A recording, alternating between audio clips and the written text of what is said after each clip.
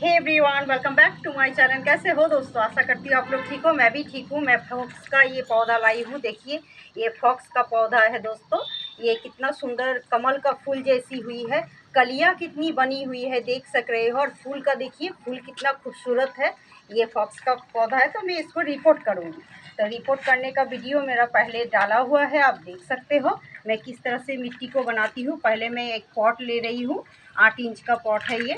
मैं स्टोन डाल दी हूँ इसमें, मिट्टी को मैं डाल दूँगी। मिट्टी देखिए कितना लाल और भुरभुरा है, ताकि इसमें बहुत अच्छे से ऑक्सीजन हो जाए, ऑक्सीजन ले सके ये पौधा। इस तरह का मैं कर ली हूँ, पहले बना ली हूँ। দেখতে পাচ্ছেন বন্ধু কত সুন্দর মাটিটি আমার। এবারে আমি মাটি না খুব ভালো পেয়েছি, যে দাদাটা দিয়ে গেছে না, দারুণ মাটি, লাল রঙের বালিযুক্ত। ওই জন্য আমি বালি মিশাইনি এটাতে। এটাতে গোবর মাটি, বালি, বালিটা ছাড়া গোবর মাটি দিয়েছি আমি। আর খুব সুন্দরভাবে আমার মাটিটা বসে গেছে। আর সবজির খোসা তো অবশ্যই করে দিতে হবে।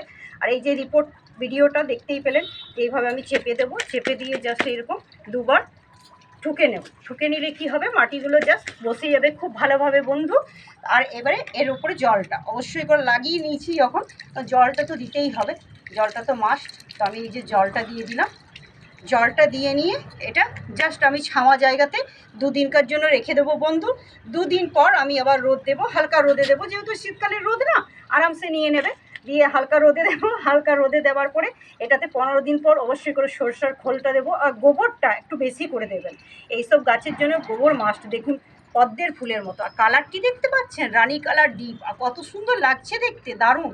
আরও যখন অনেকগুলো হয়ে যাবে, কড়িগুলো সব ফুটে যাবে, অবশ্যই আবার সেই ভিডিওটা নিয়ে আসবো বন্ধু। তাহলে আজকের মতো দেখুন এই ফক্স গাছটি কেমন হয়েছে অবশ্যই করে জানাবেন। আমার গাছ লাগানোর ভিডিও আপনাদের যদি ভালো লেগে থাকে, হেল্পফুল হয়ে থাকে, অবশ্যই আমার সঙ্গে সাথে পাশে থাকুন। Thank you, ta-ta, bye by.